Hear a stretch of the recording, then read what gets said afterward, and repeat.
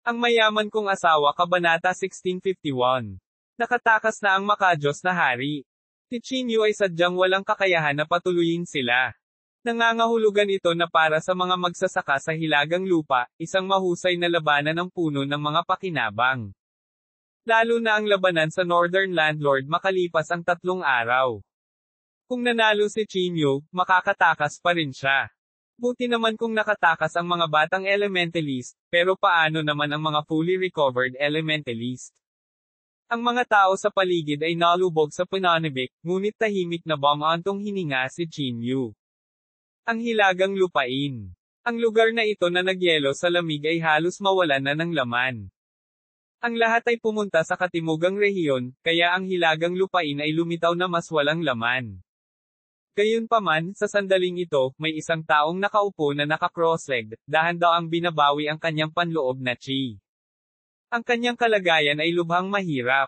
Hindi lamang ang espada ni Chinyu ang tumama sa kanyang mystic immortal na palasyo, ngunit nasugatan din nito ang kanyang primordial spirit. Kung hindi siya gumaling sa oras, malamang na maapektuhan siya nito sa natitirang bahagi ng kanyang buhay. Ang mga bakas ng panloob na chi ay nakapaligid sa kanyang katawan, mukhang misteryoso. Damn it, paanong biglang naging napakalakas nitong si Chinyu, sabi ng makadiyos na monarko sa nanginginig na boses. Bago pa man siya matapos magsalita ay tumalsik siya ng isang bibig ng dugo. Kung hindi ako nakatakas sa oras, namatay ako sa kanyang mga kamay, huminga ng malalim ang makadiyos na monarko. Sa sandaling ito, biglang may narinig na ingay mula sa labas. Looking up, si Yongji talaga at sila Teng. Bumalik silang dalawa sa pagkatalo. Nang makita nila ang makadiyos na monarko na nagpapagaling sa kanyang mga sugat habang nakakross ang kanyang mga paa, medyo nagulat din sila. Lord Godly Monarcha, ikaw. Anong nangyari sa iyo? Kulat na sabi ni Yongji. Bahagyang binuksan ng makadiyos na monarko ang kanyang mga mata at malamig na sinabi, si Chinyu iyon. Sa sandaling sinabi niya iyon, naging hindi natural ang mga ekspresyon ni Teng at Yongji. Palagi silang may espesyal na pakiramdam para kay Chinyu. Ngayong narinig nila na napakalakas ni Chinyu, nagkaroon sila ng hindi maipaliwanag na pakiramdam sa kanilang mga puso. Itong Chinyu. Ang ekspresyon ni Yongji ay sobrang malamig, at hindi niya maiwasang kumuyam ang kanyang mga kamao. Si Hiteng, na nasa tabi, ay mas kalmado. Bahagyang naningkit ang kanyang mga mata, at walang nakakaalam sa kanyang iniisip. Kung ganoon, natalo ka kay Chinyu. Pagkaraan ng ilang sandali, biglang sinabi ni Teng. Naging malamig ang ekspresyon ng makadiyos na monarko habang malamig na sinabi niya, lumabas ka. Bahagyang bumantong hininga si Hiteng, ikaw ay isang makadiyos na monarko, at ako ay isang makadiyos na monarko. Bakit ako makikinig sa iyong mga utos? Ikaw. Ang makadiyos na monarko ay agad na nagalit. Ngunit dahil sa mga sugat sa kanyang katawan, hindi siya nakagalaw. Labas muna tayo, sabi ni Yongji sa malalim na boses. Pagkasabi nito ay tumalikod na si Yongji at aalis na sana. Pero sa pagkakataong ito, hinaila siya ni Teng pabalik. Ano? Natarante si Yongji. Isang masasamang ngiti ang lumitaw sa mukha ni Teng. Habang naglalakad siya patungo sa makadiyos na hari, sinabi niya, hindi ba't lagi mong nais na maging isang makadiyos na hari? Ngayon ay isang magandang pagkakataon. Anong ibig mong sabihin? Natigilan si Yongji. At ang makadiyos na monarko ay nagkaroon ng masamang premonition. Sabi niya na may malamig na mukha, Hiteng, anong gusto mong gawin? Siyempre gusto kitang patayin, nakangiting sabi niya. Sumigaw ang makadiyos na monarko, kahit na mahina ako, hindi ganoon kadali para sa iyo na patayin ako sa Northern Lands. Nanatiling tahimik si Yongji, ngunit sumang-ayon siya sa ideyang ito. Ito ay dahil minsan na niyang sinugo ang kanyang alagad upang subukan ang makadiyos na monarko, ngunit sa huli, nabigo siya. Hahaha.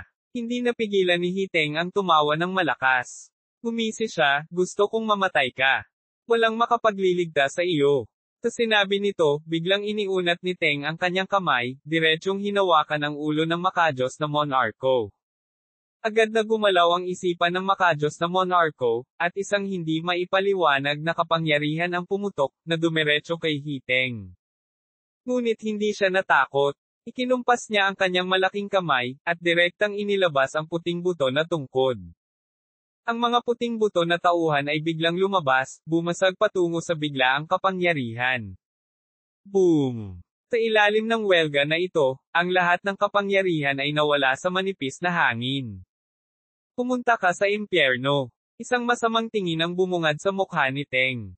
Ang kanyang palad ay parang kuko, walang awa na kumakapit sa ulo ng makajos na monarch. Sa susunod na segundo, ang kanyang daliri ay direktang tumusok sa ulo ng banal na hari, na hiniblot ang kanyang primordial spirit palabas. Ikaw, huwag kang gagawa ng anumang bagay na walang ingat.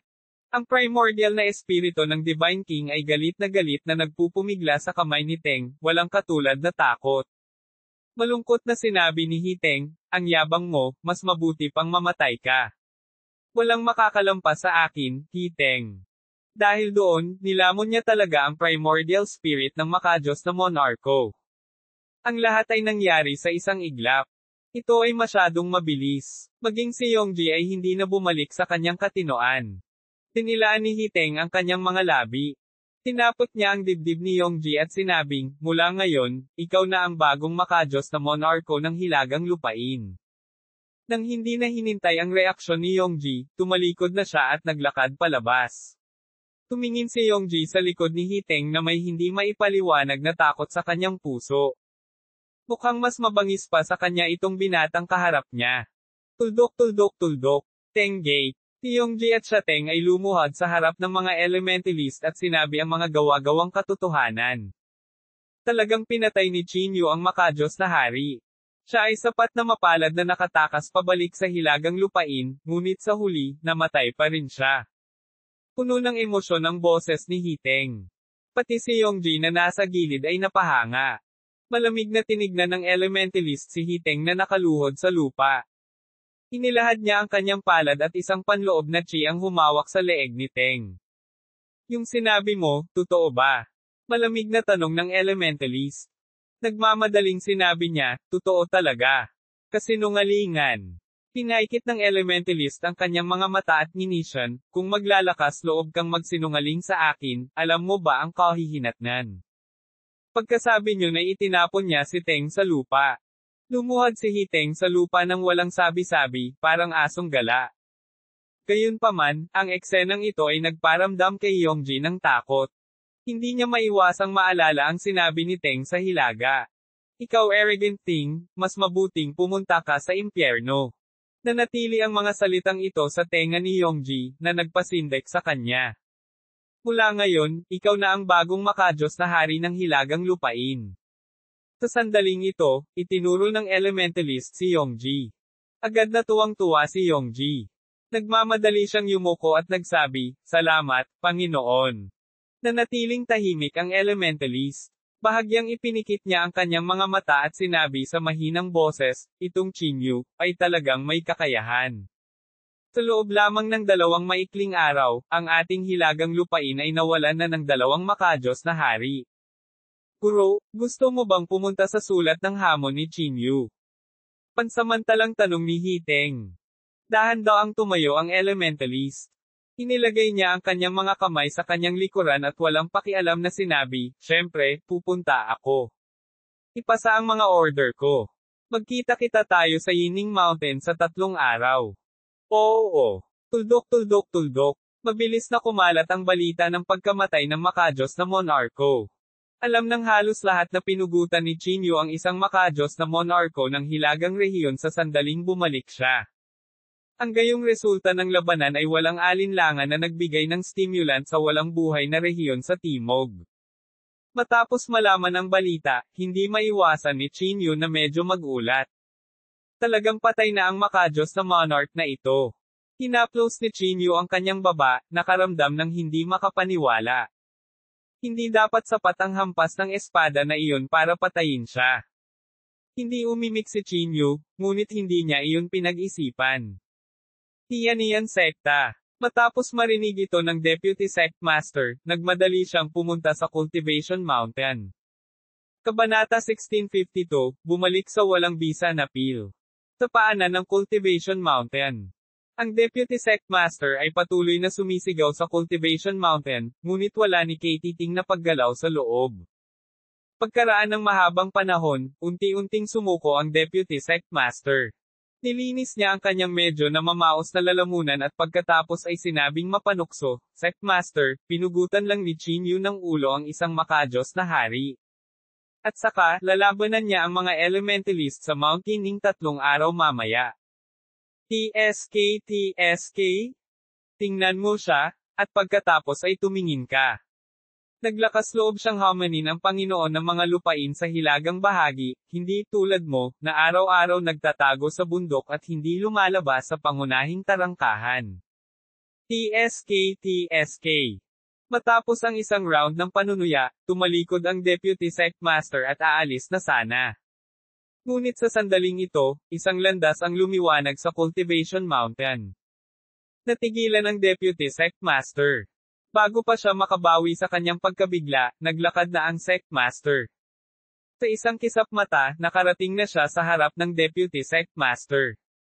Dahil dito, labis na kinabahan ang Deputy Sectmaster.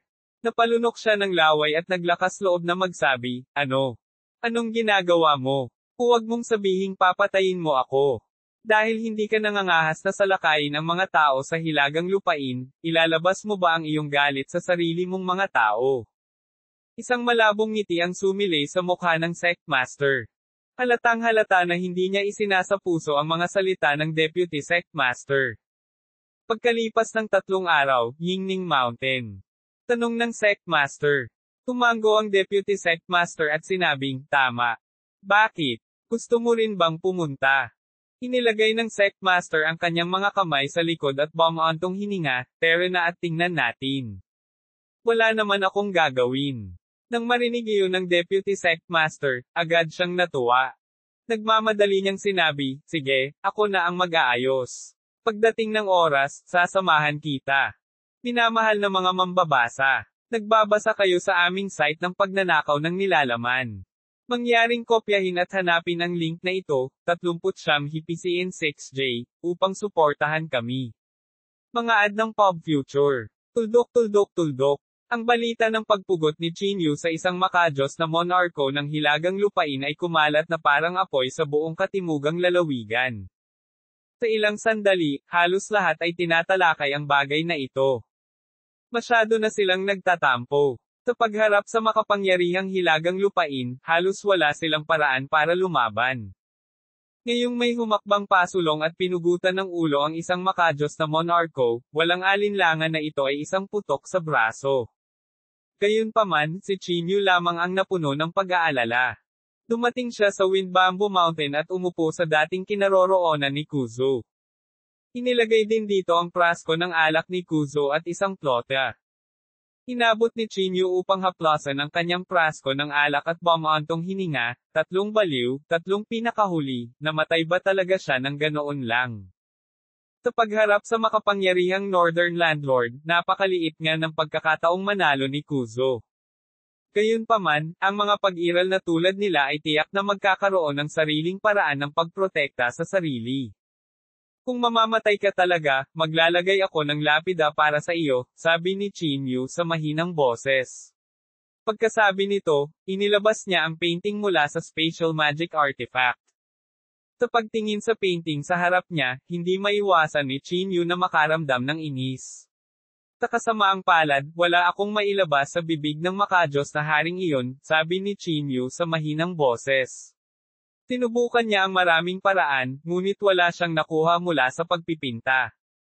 Malamang na ang balumbon ay gumamit ng isang uri ng pamamaraan ng pagbubuklod. Pagkatapos iligpit ang scroll, tumayo si Chinyu at iniwan ang Windbamboo Mountain. Si Chinyu ay hindi nagtitiwala sa pagharap sa makapangyarihang Panginoon ng hilagang lupain. Kailangan niyang maging ganap na handa. Kaya, tumayo si Chinyu at sumugod patungo sa organisasyon ng mangangaso. Gusto niyang kunin ang baras na bakal kung sakaling kailanganin niya ito. Sa harap ng puntod ni Xiaohai. Tumayo roon si Xiaosheng at nagbuhos ng isang kaldero ng alak sa harap ng libingan ni Xiaohai. Mga ad ng Pop Future. Pinatay ni Chinyu ang isang makajos na hari. Malapit na niyang harapin ang Panginoon ng mga hilagang lupain, walang pakialam na sabi ni Xiao Sheng. Mukhang may handang magmana ng kalooban mo. Hindi napigilan ni Xiao Sheng na mapabuntong hininga. Bagamat iba ang kanyang tinatahak kay Xiao Hai, napuno pa rin siya ng paghanga sa dedikasyon ni Xiao Hai. Tamang desisyon na huwag siyang patayin noon. Nanlamig ang mga kilay ni Xiao Sheng, at pagkatapos ay dahan-daang lumuwag. Sa pagsasalita tungkol sa kung saan, sa aking puso, ang isa na gustong lumaban ay hindi ang Panginoon ng hilagang lupain.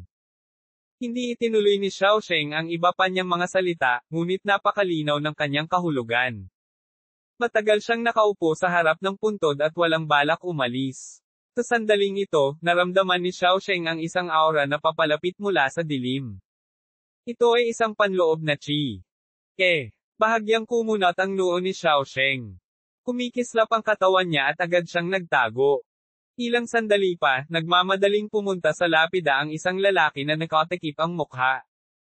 Ang mukha ng taong ito ay natatakpan ng hamog, at walang nakakakita dito. Isang bahagyang itim na enerhiya ang namamalagi sa kanyang katawan. Ang aura na ito ay ganap na naiiba sa itim na enerhiya ng hilagang lupain. Ito ay tulad ng panloob na chi ng kamatayan. Nagtago si Xiao Sheng sa dilim at hindi gumawa ng ingay. Tahimik lang itong nakatingin sa kanya na para bang gusto niyang makita ang gagawin niya. Gayunpaman, ang misteryosong tao ay nakatayo sa harap ng libingan ng mahabang panahon. Hindi siya kumibo at tahimik lang na nakatayo doon. Ilang sandali pa ay tumalikod na ang misteryosong tao at umalis. Bahagyang kumunat ang noo ni Xiao Sheng, na nagtatago sa dilim. Agad siyang tumayo at nagbalak na habulin siya. Gayunpaman, sa isang maikling sandali, ang misteryosong taong iyon ay nawala ng walang bakas. Ang ganitong uri ng pamamaraan ng paggalaw ay hindi maiwasang mabigla si Xiao Sheng. Talagang nakatakas siya sa ilalim ng aking mga mata, ungol ni Xiao Sheng sa mahinang boses. Sa buong South Province, kakaunti ang mga tao na makakamit ang ganoong antas. Tiningnan ni Xiao Sheng ang kanyang papaalis na figure, at walang nakakaalam kung ano ang iniisip niya. Tuldok. Green Rock Forest, organisasyon ng Hunter. Dahil malapit ang lugar na ito sa Green Rock Forest, walang gaanong epekto sa kanila ang kalamidad sa South Province. Nang makitang nagmamadaling bumalik si Qingyu, mabilis na lumapit si Jingbai sa kanya. Qingyu? Bakit ka bumalik? Nagulat na sabi ni Jingbai. Ngumiti ang isang mangangaso sa tabi niya at nagsabi, Qingyu, ibinalik mo ba sa amin ang puting buto? Mapait na tumawa si Qingyu at sinabing, na-disappoint ko kayong lahat. Natatakot ako na hindi na natin maibabalik ang white bone staff anumang oras. Haha, nagbibiro lang kami. Hindi ka masisisi sa bagay na ito. Tinapot ng Hunter sa gilid ang balikat ni Qingyu at tumawa ng malakas. Saglit na natahimik si Qingyu bago sinabing, sa loob ng 3 araw, makikipag-away ako sa mga elementalist sa Yingning Mountain. Kaya, natatakot ako na kailangan kong dalhin ang tungkod na bakal. Battle with the Northern Lord. Hindi maiwasan ng lahat na medyo nagulat nang marinig nila ito. Sunod-sunod silang pinalibutan ng maraming mangangaso. Qingyu? Ang hilagang Panginoon ay higit na makapangyarihan kaysa sa 3 baliw at 3 kakaiba. Tama. Kahit ang sect master ng Heavenly Cloud Sect ay nagtatago. Ikaw. 9 holes died at his hands. Bakit kailangan mo siyang labanan? Napabuntong hininga si Qingyu at sinabing, syempre alam ko na napakalakas ng mga elementalist, ngunit kailangang may humarap sa kanya. Kung gusto ng lahat na protektahan ang kanilang sarili, hindi maiiwasan ang pagkawasak ng katimugang rehiyon. Walang kabuluhan ang pagkamatay ni Xiao Hai. Sinabi ni Jingbai sa malalim na boses, sinusuportahan ko ang iyong ideya. Ikaw, mag-ingat. Ngumiti si Qingyu at tinapik ang kanyang balikat nang walang sinasabi. Pagkatapos, pumunta siya sa RAI at kinuha ang bakal. Sana makatulong ka, naisip ni Qingyu sa kanyang puso. Pagkatapos kunin ang bakal, binalak ni Qingyu na umalis sa organisasyon ng mangangaso. Sa sandaling ito, biglang lumitaw ang peking essay sa likod ni Qingyu. Sa kanyang kamay ay isang tableta. Ang bango ng tabletang ito ay napakayaman at naglalabas ng mahiwagang kinang. Ano ito? Nagdududang tanong ni Chinyu. Sinabi ni Jingbei sa malalim na boses, ito ang tabletang naiwan ng pinuno ng grupo. Pill. Anong pill? Void Return Pill. T-1653 ang labanan laban sa Panginoon ng Hilagang Lupain. Void Return Pill. Nagulat si Chinyu at agad na namutla sa takot. Ang Void Return Pill ay isang bihirang kayamanan. Kahit na sa pamamaraan ni Chinyu, hindi niya ito napino. Ang Jingbei na ito ay talagang may nakatago na Void Return Pill sa kanyang mga kamay. At naiwan ito ng pinuno ng grupo. Paano nagkaroon ng bagay na ito ang pinuno ng grupo? Kung gayon bakit hindi mo ininom ang tabletang ito noon? Nagtatakang tanong ni Chinyu. Bahagyang bumantong hininga si Jingbei at sinabing, si Zhongwo ay isa pa rin sa atin. Sinabi ng team leader na ang bagay na ito ay ginagamit upang labanan ang mga dayuhang kaaway. Bukod dito, ang mga epekto ng bagay na ito ay napakahusay. Walang sino man ang gagamit nito maliban kung ito ay isang kritikal na sandali, maliban kung ang organisasyon ng mga ngaso ay nasa gitna ng pagkawasak. Kasunod nito, pinalamanan ni Jingbei ang Return to Void Pill sa mga kamay ni Chinyu. Ngayong ibinigay ko na ito sa iyo, ganoon pa rin ito. Maliban kung ito ay isang kritikal na sandali, huwag gamitin ang bagay na ito, sabi ni Jingbei sa malalim na boses. Hinawakan ni Chinyu ang Void Returning Pill at nakasimangot. Kung ibibigay mo ito sa akin, ano ang gagawin mo kung ang organisasyon ng Hunter ay may sakuna sa hinaharap? Ngumiti ng mapait si Jingbei. Kung ang buong South Province falls, may layunin pa bang umiral ang Hunter Organization? Sa puntong ito, iniba ni Jingbei ang paksa at sinabi sa isang nakaka-relax na tono, bukod dito, mayroon ka pa rin. Tapat na para sa iyo na protektahan ang organisasyon ng Hunter sa hinaharap. Uminom si Chinyu ng tableta at sinabi sa malalim na boses, okay, Jingbei, salamat. Ikinaway ni Jingbei ang kanyang kamay at sinabing, inumin ang tableta na ito at umalis ka agad. Tumango si Chinyu at mabilis na umalis sa organisasyon ng Hunter na may hawak na tableta. Kailangang sabihin na ang pressure kay Chinyu sa sandaling ito ay napakalakas. Para bang ang buong South Province ay umaasa kay Chinyu. Minamahal na mga mambabasa. Nagbabasa kayo sa aming site ng pagnanakaw ng nilalaman. Mangyaring kopyahin at hanapin ang link na ito, 39 HIPCN6J, upang suportahan kami. Kasabay nito, ang isang malaking bilang ng mga magsasaka mula sa Hilagang Lupain ay dumating sa Mount Hinning. Ang malaking bundok ay napuno ng mga lalaking nakasuot ng itim. Sa isang sulyap, ito ay isang napakagandang tanawin. Maraming mga sikat na tao mula sa katimugang lalawigan ang sumugod sa lugar na ito, na parang gusto nilang manood ng labanan. Ang magkabilang panig ay bumuo ng matinding oposisyon. Tumayo sila sa isang tabi at malamig na tumingin sa isa't isa. Medyo kalmado ang elementalist. Nagtayo pa siya ng handaan dito para salubungin ang lahat. Ang malaking katimugang rehiyon ay talagang gusto ng isang junior na tumayo. Hindi napigilan ng elementalist na mapabuntong hininga. Ang pag-unlad ng katimugang rehiyon ay napaka-abnormal. Ito ay talagang nakakagulat. Sa buong mundo, aling lugar ang walang maraming henyo? Aling lugar ang walang maraming natatanging kabataan? Maraming mga henyo ay hindi mas mahina kaysa sa mas lumang henerasyon, ngunit ang katimugang rehiyon ay isang pagbubukod.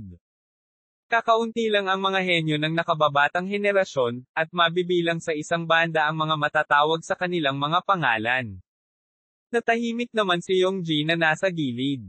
Siya ang naging dahilan ng ganitong sitwasyon. Halos lahat ng mga henyo ng nakababatang henerasyon ay naging kanyang mga ampon. Sa kanyang mga kamay, hindi kayang gampanan ng mga henyong ito ang nararapat nilang papel. Tulad ng para sa mga eksperto ng mas lumang henerasyon, sila ay may deformed din. Aling rehiyon ang walang ilang nangungunang tao na nakatayo sa mga taluktok ng bundok. Gayunpaman, tanging ang rehiyon ng Timog ay napakabihirang. At ang dahilan ng sitwasyong ito ay dahil sa labanan sa sekta ng Heavenly Cloud noon. Halos napigilan ng lakas ni Xiaosheng ang lahat ng mga eksperto sa rehiyon ng Timog hanggang sa hindi na sila makahinga. Sa katunayan, pinatay pa niya silang lahat. Kung hindi dahil sa mabait na Xiaohai, ang siyam na butas ay matagal nang hindi umiral. Boom! Sa sandaling ito, sumugod si Wen Wanji. Tinulyapan niya ang batang elementalist at agad na ibinigay sa kanya ang gitnang daliri. Kinaya din ni Wen Doener na nakasunod sa likuran nila si Wen Wanji at binigay ang middle finger. Walang pakialam ang elementalist. Sa halip, naaninag niya ang isang ngiti sa kanyang mukha na para bang natatawa sa kanilang immature na ugali. Maya-maya, sunod-sunod na ang mga tao. Ang mga pinuno ng sekta ng mga pangunahing sekta ay malamig na nakatingin sa elementalist. Dumating din si Zuo Jing at ang iba pa. Natatakot ako na ang labanang ito ay makakaapekto sa kinabukasan ng buong katimugang lalawigan. Kahit ano paman, at least si Qin Yu ay humakbang pasulong. Ano man ang tagumpay o pagkatalo, dapat nating protektahan ang kanyang buhay.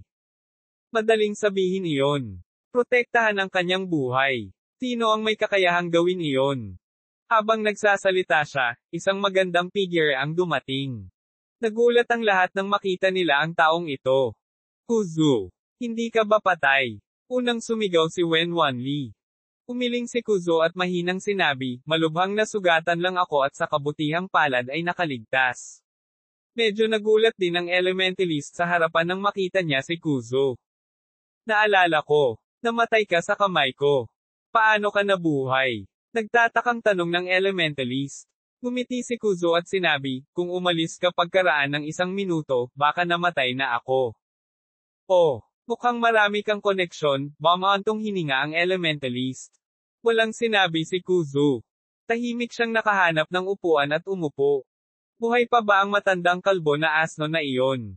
Sa sandaling ito, hinimas ng elementalist ang kanyang baba at bangulong. Ang matandang kalbo na asno ay malinaw na karapat-dapat na tawaging monghe ng Hongxi sect. Hindi napigilan ng elementalist na medyo umasa. Ilang sandali pa, dumating ang monghe ng Hongxi sect. Nang makita ang eksenang ito, hindi napigilan ng elementalist na tuwang-tuwa. Buhay pa talaga siya. Hindi napigilan ng elementalist na tumawa ng malakas. Tumingin siya sa monghe ng Hongxi sect at sinabing, nagulat talaga kayo sa akin. Nagulat talaga kayo sa akin, hahaha. Bahagyang yumuko ang monghe ng Hongxi sa elementalist at pagkatapos ay inakay siya sa karamihan. Guro, hayaan mo akong patayin sila. Nagboluntaryo si Sima Bei. Ikinaway ng elementalist ang kanyang kamay at sinabing, hindi, ayaw ko silang patayin ngayon. Pagkatapos, tumingin ang elementalist kay Yongji at sinabing may labis na interes, sa palagay ko mayroon kang ilang paraan ng pagliligtas buhay, tama ba? Bahagyang yumuko si Yongji at hindi sumagot. Hindi natuloy ang pagtatanong ng elementalist. Iniunat niya ang kanyang katawan at tahimik na naghintay sa pagdating ni Qin Yu. Maraming nagtatanim sa hilagang lupa ang nakatayo sa paligid ng Yingning Mountain. Ang kanilang mga katawan ay puno ng layuning pagpatay, at maaari silang umatake anumang oras. Makalipas ang 3 araw, tinapakan ni Qin Yu ang makajos na agila at lumapit. Hindi mukhang malakas ang kanyang figure. Sa katunayan, siya ay medyo payat at mahina. Ngunit sa sandaling ito, sa mata ng lahat, siya ay walang kapantay na matangkad at malaki. Dumating na si Qin Yu. Sabay-sabay na tumingin ang lahat sa direksyon ni Qin Yu.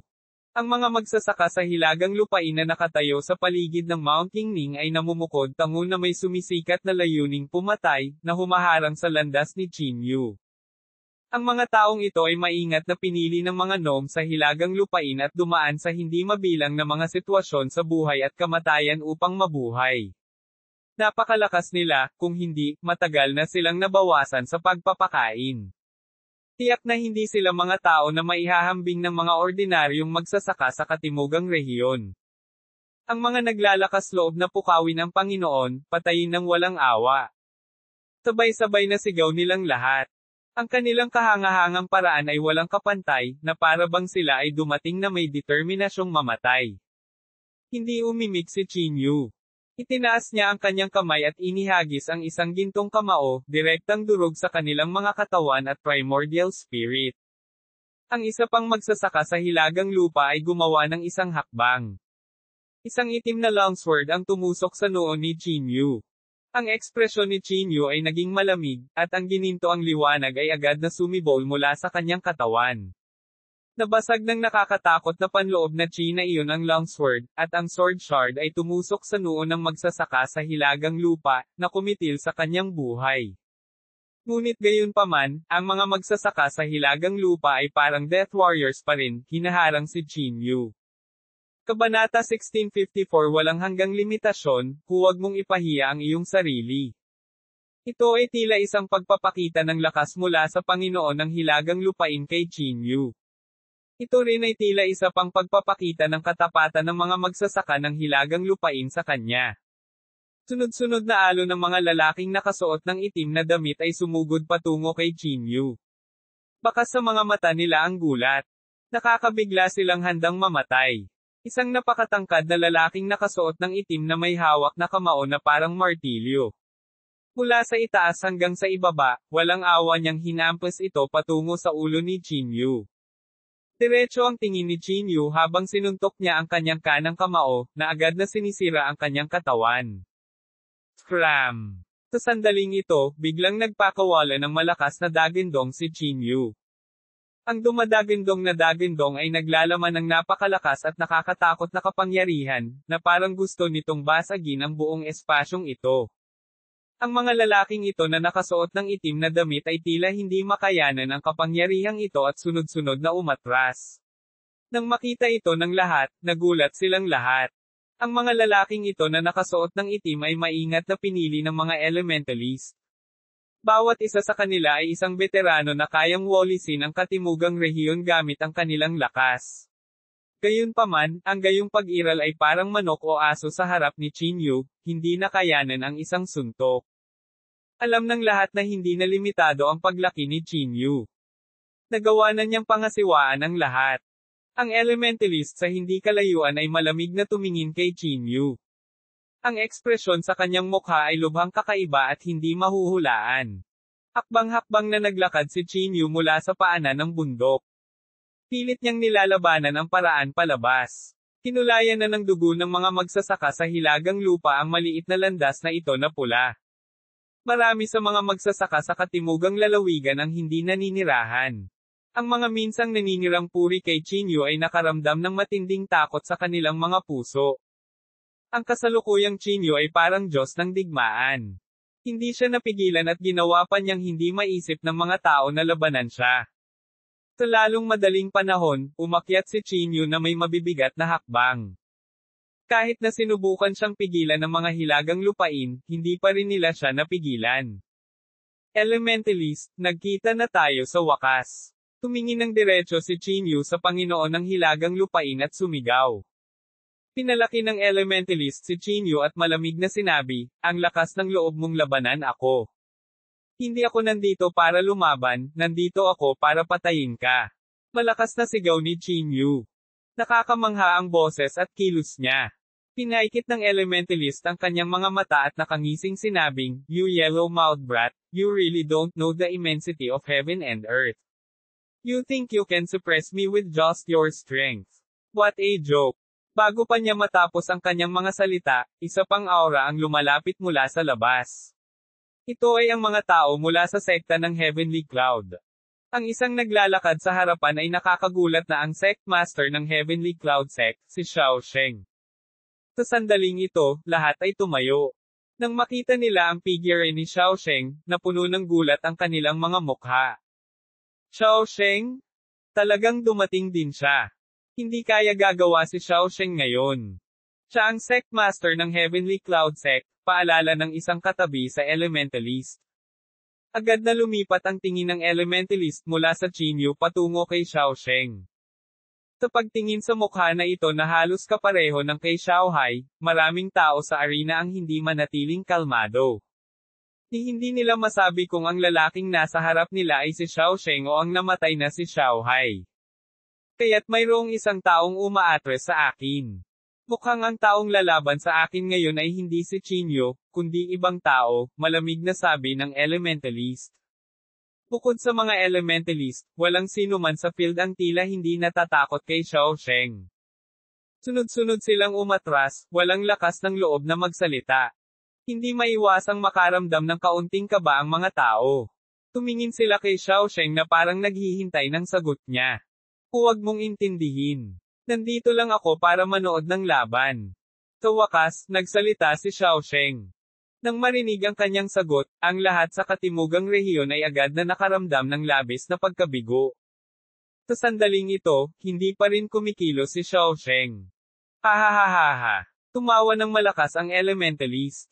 Itinuro niya ang kanyang daliri sa hangin at sumigaw, Xiaosheng, huwag kang manggahas na ipaglaban ako. Si Qinyu ay sapat na para harapin ka, walang pakialam na sagot ni Xiaosheng. Ang kanyang mga salita ay nagulat sa lahat. Minamaliit ba ni Xiaosheng ang elementalist o inaprubahan niya si Qinyu? Baka pareho ang ibig niyang sabihin. Maging ang pinuno ng sekta ng Heavenly Cloud Sect ay nagsabi niyan. Sa hitsura nito, si Qinyu ay talagang lumaki sa isang nakakatakot na antas, pagdaing ng isang tao. Gumisi ang elementalist at dahan-daang umupo. Pagkatapos, sinabi niyang walang pakialam, dapat lumaban si Wang Kaiwang. Bakit kailangan nating labanan ang isang junior? With that, tinuro ng elementalist si Yongji. Yongji, patayin mo siya, walang pakialam na sabi ng elementalist. Medyo hindi natural ang ekspresyon ni Yongji. Ang nakakatakot na lakas ng pakikipaglaban ni Qinyu ay nakakaramdam siya ng kaunting takot. Gayunpaman, sa harap ng napakaraming tao, natural na ayaw niyang mawala ng mukha. Kaya naman, humakbang pasulong si Yongji, malamig na tumingin kay Qinyu at sinabing, Qinyu, hindi ko na kailangan ng master na humarap sa iyo. Sapat na ako. Malamig na tiningnan ni Qinyu si Yongji at sarkastikong sinabi, Yongji, pinanganak ka talaga para maging aso. Sayang at nandito ako para patayin ang mga elementalista ngayon, hindi ikaw. Masungit. Umungol si Yongji. Parang gusto niyang magpakitang gila sa harap ng mga elementalist at agad na humakbang. Ang kanyang kamay ay nagbuga ng nagninangas na ningning na halos yumanig sa langit at lupa. Ang nakakatakot na kapangyarihan ng sofa ay nagparamdam sa lahat ng matinding pressure. Itinaas ni Yongji ang kanyang kamay at ginamit ang kanyang trump card, ang tatlong elemental na sagradong palad. Nanginginig ang lupa nang kumalat ang nakakatakot na aura. Ang malakas na panloob na chi na iyon ay lumundag na parang gusto nitong tumago sa lahat. Sa pagharap sa pag-atake ni Yongji, agad na nagpakawala si Qinyu at inilabas ang kanyang kanang kamao. Isang gintong ningning ang bumungad. Ang kanyang napakalakas na pisikal na lakas ay nagpakita ng kanyang walang katulad na husay sa pakikipaglaban sa sandaling ito. Boom! Nabangga ang mga kamao sa mga palad. Sa sandaling magkabanggaan sila, halos nawasak ang Yining Mountain. Isang malakas na airwave ang lumunod sa lahat at tumangay palabas. Sa kabutihang palad, kumilos si Kuzo at ang iba pa sa sandaling ito at pinrotektahan ang lahat. Samantala, si Yongji, na bumaril patungo kay Qinyu, ngayon ay bumaril sa likod niya. Natusok ang palad niya at tumutulo ang dugo. Ang lahat ng kanyang mga spell ay hindi nagkakahalaga ng pagbanggit sa harap ng hindi magagapi na paniniwala ni Qinyu. Pinalipad si Yongji. Kung hindi dahil sa elementalist na nagpatatag ng kanyang katawan, pinalayas na sana siya palabas ng Yining Mountain. Damn it! Tiningnan ni Yongji ang dagwang kanang palad niya at hindi napigilan ang pag-igting ng mga ngipin. Sobrang bangis ng ekspresyon niya. Ang ekspresyon ni Qinyu ay sobrang kalmado. Siya ay tulad ng pinuno ng mundo, namumuno sa mundo. Ang walang pakialam na titig na iyon ay tila hinahamak ang lahat. Labis na hindi komportable ang pakiramdam ni Yongji. Hindi ka nakarapat-dapat sa pag-atake ko. Siyempre, kung gusto mong patayin ang sarili mo, wala akong pakialam na paalisin ka muna, malamig na sabi ni Qinyu. Bagamat mahina ang boses niya, puno ito ng sigla, pumapasok sa tenga ng lahat. Dahil pinahiya sa publiko, ang mukha ni Yongji ay lalong naging mabangis. Yongji, hindi ka nakakampi ni Qinyu, huwag mong ipahiya ang sarili mo. Isang basura. Hindi nakakagulat na tumakas ka sa hilagang lupain. Kahit natutunan mo na ang sikretong pamamaraan ng hilagang lupain, isa ka pa ring basura. Hindi ka nararapat na banggitin sa harap ni Qinyu. Ang mga magsasaka sa katimugang rehiyon ay sampay ng malakas. Tuwang-tuwa sila na maging ang dugo sa kanilang mga katawan ay kumukulo. Basura. Sa sandaling ito, malamig ding nagsalita ang Elementalist at naglabas ng dalawang salita. Nakakatakot at nakakatakot ang mukha ni Yongji. Nanginginig ang buong katawan niya at sobrang galit. Kabanata 1655, kaharap ang isang Elementalist. Sa sandaling ito, tila naging biro si Yongji. Sa ilalim ng walang hanggan na ningning ni Chinyu, tila napahiya siya. Ngayon lang napagtanto ni Yongji na hindi na siya ang pangunahing tauhan. Matagal na siyang naging background ng iba. Kahit sa ganoong sitwasyon, saglit lang siyang pinagtawanan ng lahat bago siya napansin ni isa. Sa sandaling ito, dahan-daang tumayo ang Elementalist. Malamig siyang tumingin kay Chinyu na may napakalamig na ekspresyon. Kung hahayaan kitang mabuhay, tiyak na magiging malaking problema ka sa hinaharap, malamig na sabi ng Elementalist. Hahanapin sana kita, ngunit hindi ko inaasahan na ihahatid mo ang iyong sarili sa aking pintuan. Lalong lumamig ang tono ng Elementalist, at ang kanyang boses ay naglalaman ng matinding hangarin sa pagpatay. Unti-unting nagsikip ang kanyang mga pupil. Dahil sa malakas na panloob na chi sa kanyang katawan, ang kanyang mahabang buhok ay sumasayaw sa hangin, na nagmumukha sa kanya na isang Diyos at demonyo. Napabuntong hininga ang mga nanunood. Tila naramdaman nila ang napakatindi at nakakatakot na hangarin sa pagpatay na nagmumula sa Elementalist. Dahil sa layuning ito ng pagpatay, nakaramdam ng lamig ang lahat. Kahit si Kuzo ay hindi napigil ang sumimangot ng bahagya. Nakalaban niya noon ang isang Elementalist, ngunit nabigo siya sa huli at muntik ng mamatay. Wala akong sasabihin sa iyo. Patayin. Sa sandaling ito, biglang sumigaw si Chinyu. Siya talaga ang nagkusa na umatake. Ang kanyang buong katawan ay sumasabog sa isang malakas na layunin ng labanan. Ang kanyang gininto ang aura ay parang isang malawak na karagatan na pumupuno sa buong panloob na chi. Ang buong katawan ni Chinyu ay napuno ng pagmamataas. Hindi siya nag-aksaya ng anumang salita at diretsong sumuntok. Ang malakas na tunog ng kamao ay lubhang nakakadurog sa tenga. Ang mga daloy ng kapangyarihan ay tila patuloy na nagsasapawan sa isa't isa. Ang kapangyarihan ay napakahusay. Tila may mga bakas ng pagkakatali sa kanyang mga braso. Tulad ng isang gintong dragon na lumabas sa dagat, niyanig nito ang buong mundo. Sa pagtingin sa kamao ni Chinyu, lahat ay nagulat at natakot. Ang kanilang mga tingin ay nakatutok sa braso ni Chinyu. Nakakatakot ang mga pinong linyang iyon. Ice cold ang ekspresyon ng Elementalist. Ang itim na ningning ay mabilis na natipon sa isang selyo. Ito ay tila isang sinaunang spell na nagmula sa immortal na sekta ng pagpatay. Ito ay lubhang nakakatakot. Ang malaking marka ay kumikislap na may walang kamatayang ningning at tinakpan ang lugar mula sa itaas hanggang sa ibaba. Pakiramdam ng lahat ng naruroon ay bumibilis ang tibok ng kanilang mga puso. Sa ilalim ng makapangyarihang panloob na chi na ito, hindi nila maiwasang sambahin siya. Ito ba ang kapangyarihan ng Panginoon sa Hilaga? May mahinang ungol. Bagamat nakakita na sila ng mga Elementalist na umatake noon, nangyari ito sa Hilagang Hangganan. Hindi pa nila naramdaman ang ganitong pressure sa ganoong kalayuan. Nahaharap sa napakalakas na puwersa, hindi naging kulay kahil ang mukha ni Chinyu. Ang kanyang buong katawan ay nagbuga ng gininto ang ilaw habang siya ay pumipilit pasulong. Boom! Malugod na tinanggap ng dalawa ang kanilang unang banggaan. Sa sandaling ito, gumuho ang kawalan.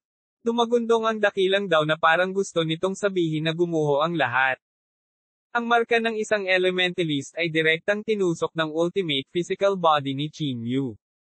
Gayunpaman, pinilit ng malakas na puwersa si Chinyu pabalik ng ilang hakbang. Ang banggaan na ito ay nabigla sa kanilang dalawa. Isang malakas na hangin ang umihip. Nagtama ang kanilang mga mata. Napakalamig na parang sinusubukan nilang malaman ang tunay na lakas ng kabilang partido. Sa wakas ay may isang disenteng tao sa katimugang rehiyon, ang Elementalist ang unang nagsalita. Ang kanyang tono ay malamig at umaasam. Si Hiteng, na nagtatago sa dilim, ay pinaikit ang kanyang mga mata. Baka sa mukha niya ang hindi maipaliwanag na katakawan. Pure physical strength, ngumisi siya at nagpakita ng kakaibang ngiti. Talagang maaabot ng purong pisikal na lakas ang ganoong estado. Kung ang pisikal na katawan na ito ay ibibigay sa akin, tiyak na hindi ako magagapi sa mundo. Umuungal si Hiteng sa kanyang puso. Lalo siyang naging interesado sa katawan ni Chinyu. Hindi na siya makapaghintay na kunin ito para sa kanyang sarili. Hindi lang si Hiteng. Lahat ng naruroon ay nagbubuntong hininga. Natural na makikita nila ang pinagmulan ng suntok ni Chinyu. Ginamit niya ang kanyang pisikal na katawan para masuntok ang marka ng isang elementalist.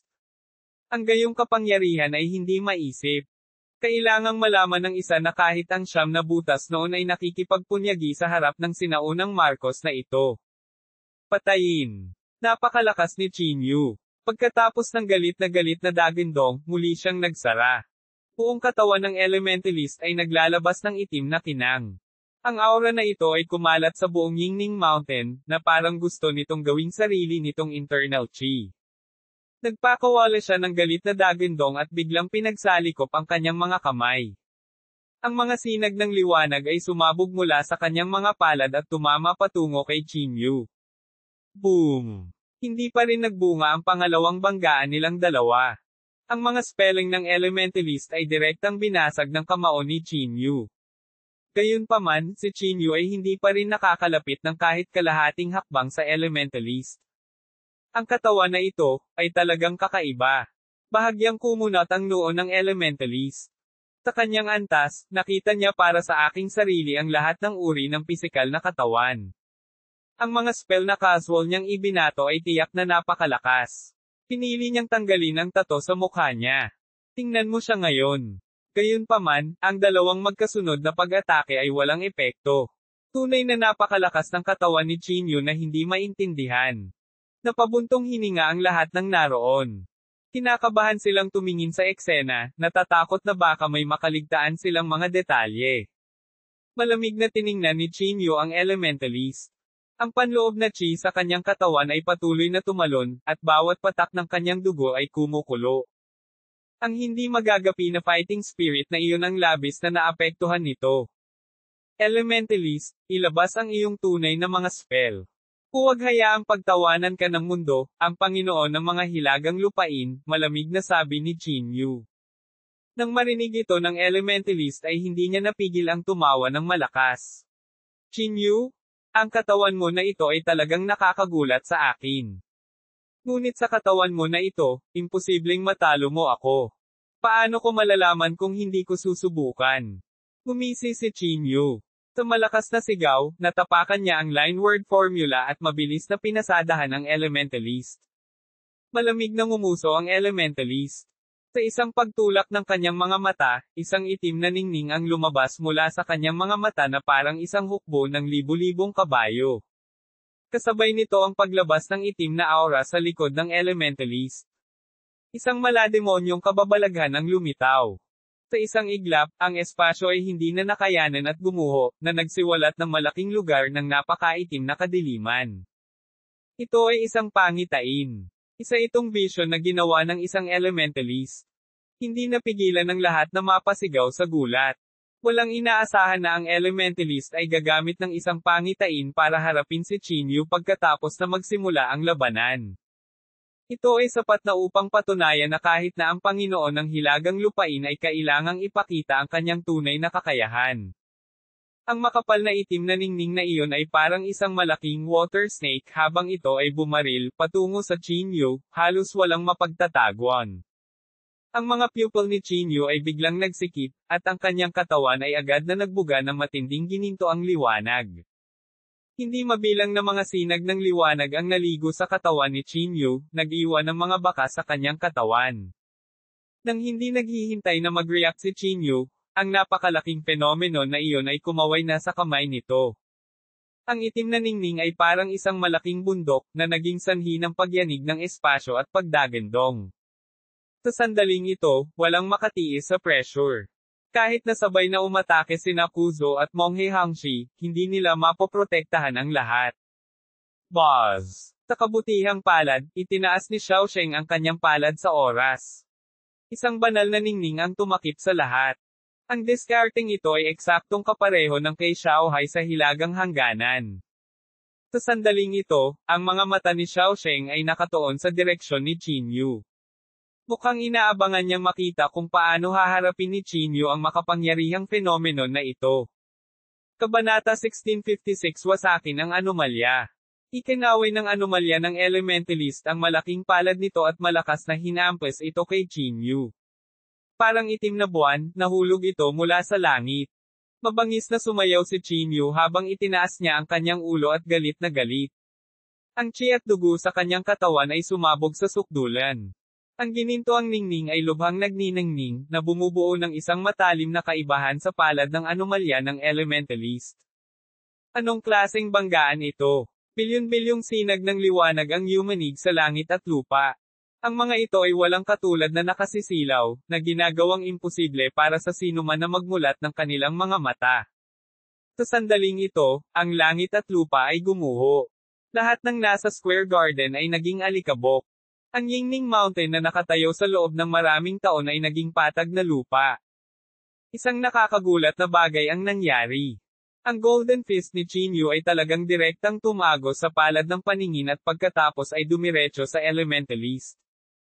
Hinihingal ang lahat. Talagang tumagos ang kamao ni Chinyu sa paningin ng elementalist. Anong uri ng pisikal na katawan ito? Anong uri ng kapangyarihan ito? Masyadong nakakatakot. Mamantong hininga ang elementalist at sumigaw, miniit talaga kita. Pagkasabi noon ay biglang tumayo ang elementalist na nakaupo sa lupa. Para siyang naging isa sa pangitain. Kinokontrol niya ang malaking pangitain at nakipag-away sa buhay at kamatayan sa pisikal na katawan ni Chinyu. Para silang banggaan ng isang Diyos at isang demonyong master. Walang tigil na nagbanggaan ang matangkad na figure at ang gintong ningning sa sandaling ito. Bawat welga ay naging sanhi ng panginginig ng mundo. Medyo nagulat si Xiao Sheng.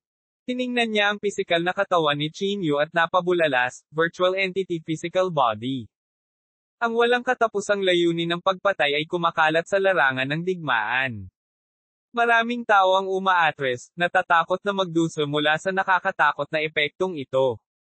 Boom! Matapos ang isang marahas na banggaan, naging kalmado ang lahat. Si Chinyu at ang elementalist ay nakatayo sa isang sulok ng mundo, malamig na nakatingin sa isa't isa. Bumalik ang mundo sa kalmadong estado nito. Ang tanging naapektuhan ay ang Yingning Mountain. Si Chinyu at ang elementalist ay hindi gumalaw. Tila nagkatitigan sila, mas parang sinusubok nila ang tunay na lakas ng isa't isa. Ang gayong nakakatakot na pisikal na katawan ay talagang nakakagulat. Maya-maya, nagsalita ang elementalist. Parang kulog ang boses niya, niyanig ang buong paligid. Lumitaw ang malaking anomalyang iyon sa likuran niya, malamig na nakatingin sa lahat. Ito ay simula pa lamang. Elementarya, tiyak na papatayin kita ngayon. Hindi nag-aksaya si Chinyu ng anumang salita. Kinuyam niya ang kanyang kamao at sinisingil. Sumigaw ang elementalist, then let's fight. Nagsimula ang ikalawang round ng labanan, at isa pa rin itong salungatan sa pagitan ng mga pangitain at ng pisikal na katawan. Ang pisikal na katawan ni Chinyu, na pumasok sa reversion void stage, ay labis na nakakatakot. Kahit na humarap sa mga pangitain ng mga elementalist, hindi siya natakot.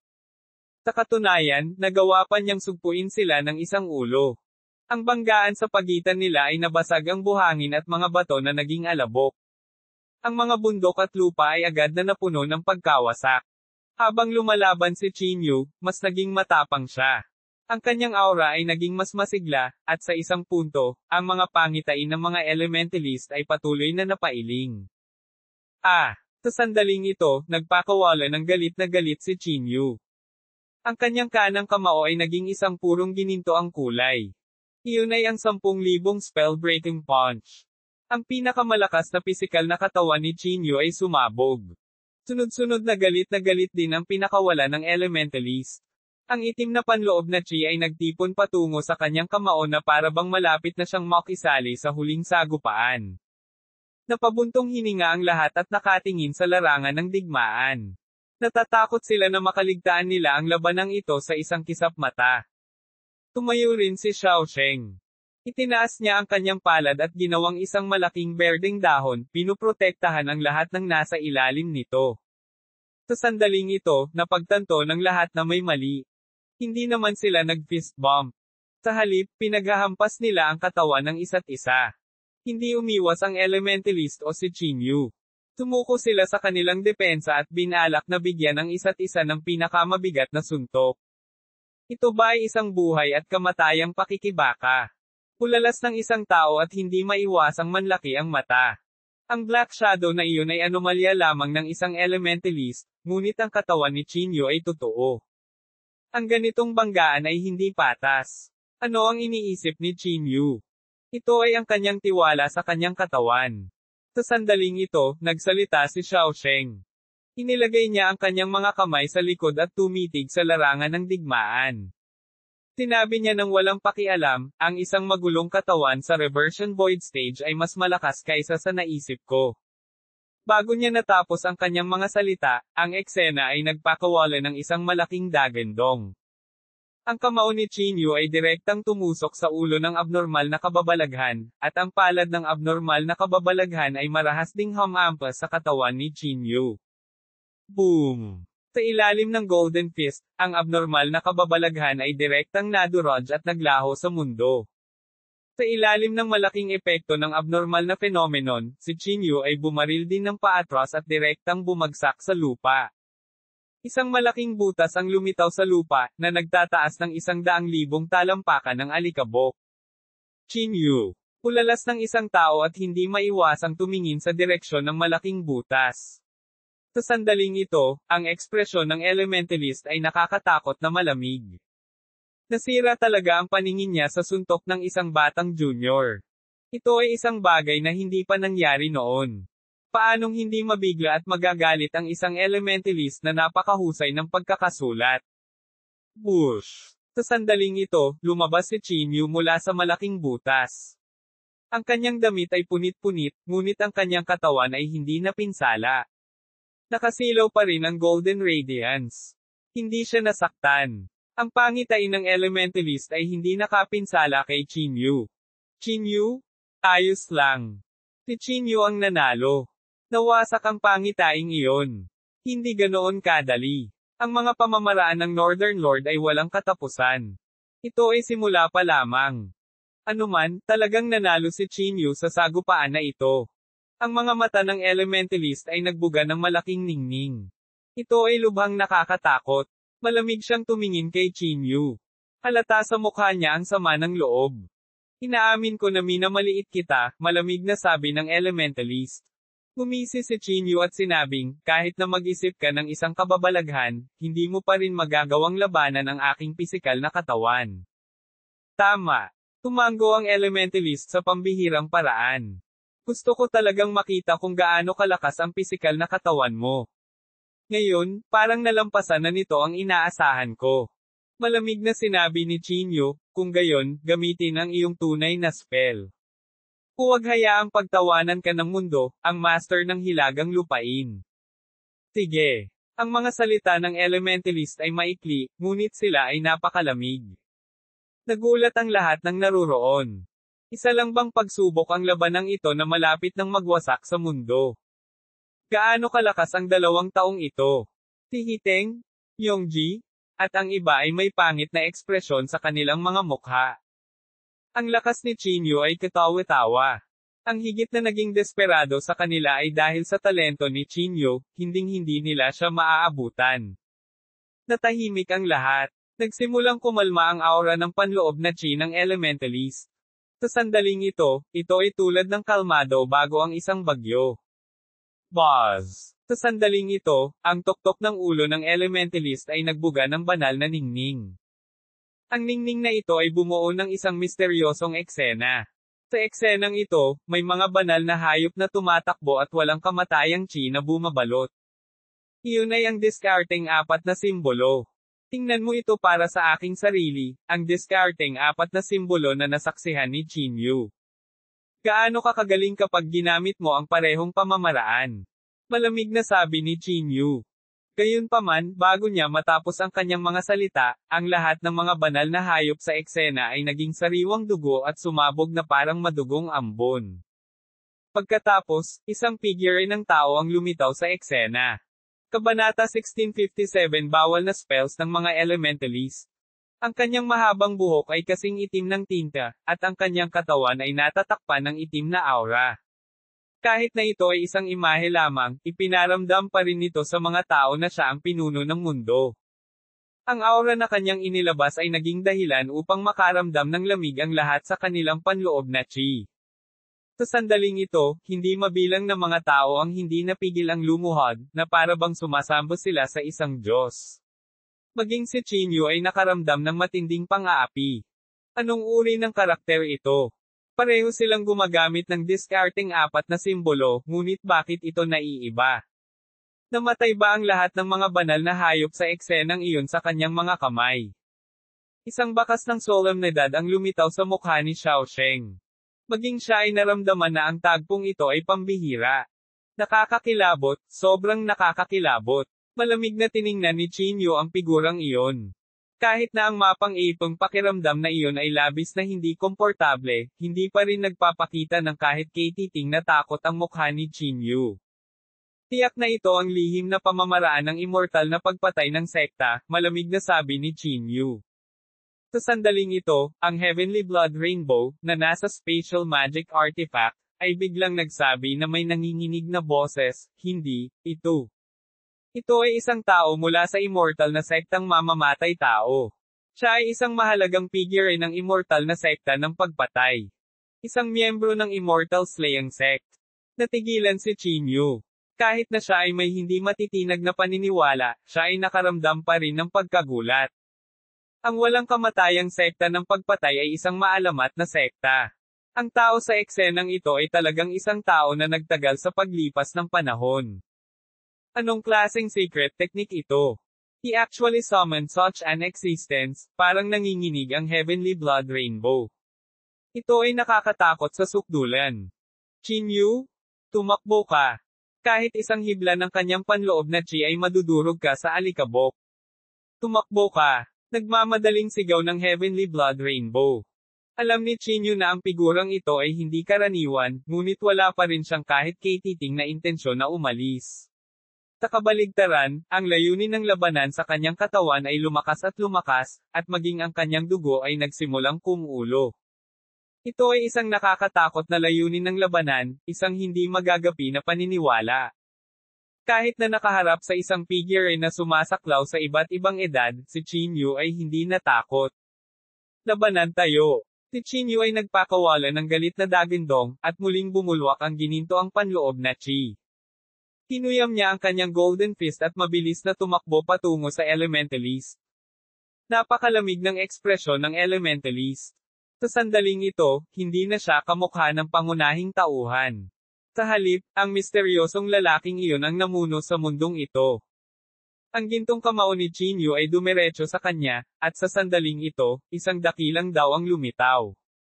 Hindi man lang kumurap ang mga mata ng elementalist. Malamig lang siyang nakatitig kay Chinyu.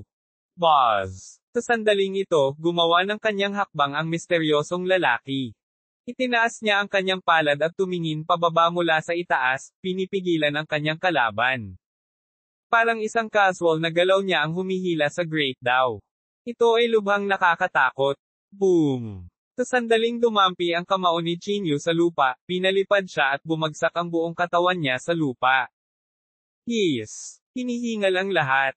Ang pagtataas lang ng palad niya ay nakakakilabot na. Sino ba talaga ang taong ito? Maging ang mukha ni Xiaosheng ay bakas ng kaseryosohan. Ano man ang uri ng spell na ginamit ng elementalist na ito, isa talaga siyang maalamat na top-notch na tao na sumasaklaw sa lahat ng edad. Sa ilalim ng hampas ng palad na ito, lumitaw ang mga bitek sa katawan ni Chinyu. Ang kanyang katawan, na halos hindi magagapi kanina lang, ngayon ay tila nang hihina. Kumapang si Chinyu mula sa lupa. Unti-unting naghihilom ang mga sugat sa kanyang katawan. Kailangang sabihin na ang hampas ng palad na ito ay talagang nasira ang pisikal na depensa ni Chinyu, ngunit hindi ito nagdulot ng anumang malaking pinsala. Walang silbi, Chinyu. Hindi na ito away o walang away. Hindi na ito away sa inyong dalawa. Tumakbo ka na. Umuungol na ang Heavenly Blood Rainbow.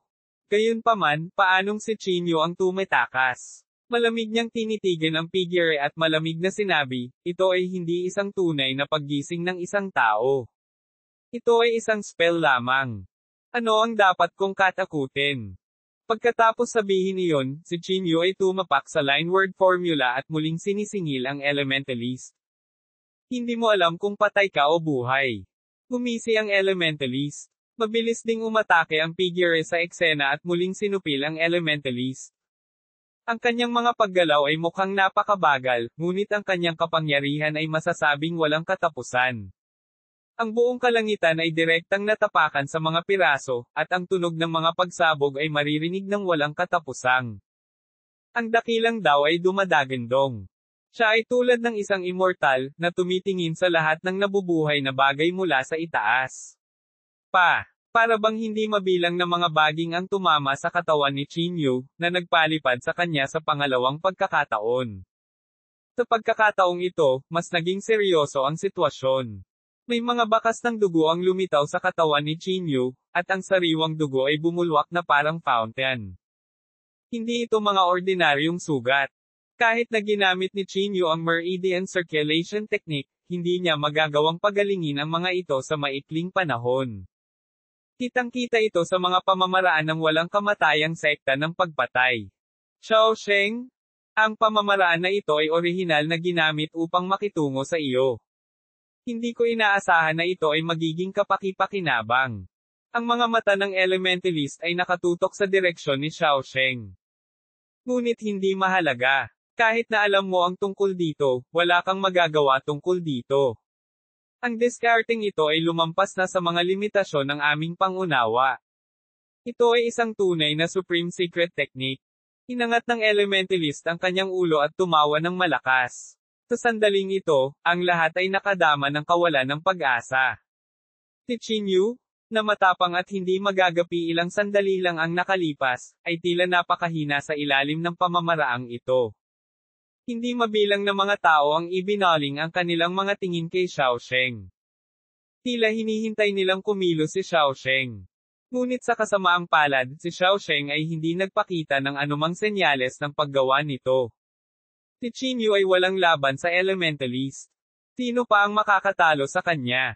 Kung matalo si Chinyu ngayon, nangangahulugan ito na natalo ang ating Southern Region. Ibig sabihin, lahat tayo ay natalo. Hahaha. Tumawa ng malakas ang Elementalist. Siya ay lubhang mayabang. Puno na ng dugo ang katawan ni Chinyu. Maging ang pisikal na katawan ni Chinyu ay hindi napigilan ang lihim na pamamaraan na pinakawalan. Hahaha. Malamig na tiningnan ng Elementalist si Chinyu at mapanghusga na sinabi, Chinyu, junior ka pa lang. Sa tingin mo ba kaya mong labanan ang isang Diyos? Pagkasabi niyo ay muling humampas ang misteryosong nasa eksena. Ang kanyang malaking palad ay parang isang maitim na ulap na nagburre sa kalangitan habang walang awa itong tumama kay Chinyu. Bang! Ang lupa ay ganap na nabawasan sa mga guho. Umakyat ang usok at alikabok at tinakpan ang buong lugar. Naikuyom ng lahat ang kanilang mga kamao. Ang kanilang mga puso ay nakabitin sa hangin, at ang kanilang mga mukha ay labis na kinakabahan. Masyadong malakas ang kapangyarihan ng palad na ito. Halos gumuho ang buong lupa. Walang nakakaalam kung makakapit si Chinyu o hindi. Hindi mabilang na pares ng mga mata ang nakatingin sa direksyon ni Chinyu. Habang unti-unting kumalat ang alikabok, si Chinyu ay sumuray-suray na tumayo. Ang kanyang katawan ay nababalot ng mga madugong galos, ngunit ang gintong ningning ay parang sumisikat na araw ng pag-asa. Hindi ito nabawasan kahit kay titing. Tumayo si Chinyu, ngunit kahit na tumayo siya, wala itong silbi. Kung hindi siya makakahanap ng paraan para makakounterattack, ang huling resulta ay pagkatalo pa rin. Talagang matatalo ka, malamig na sabi ng Elementalist. Si Chinyu, na nakatayo sa gitna ng arena, ay nanatiling tahimik. Ibinaba niya ang kanyang ulo. Natatakpan ng kanyang mahabang buhok ang kanyang mukha. Walang nakakaalam kung anong uri ng ekspresyon ang mayroon siya sa sandaling ito. Hehe. Hahaha, ha.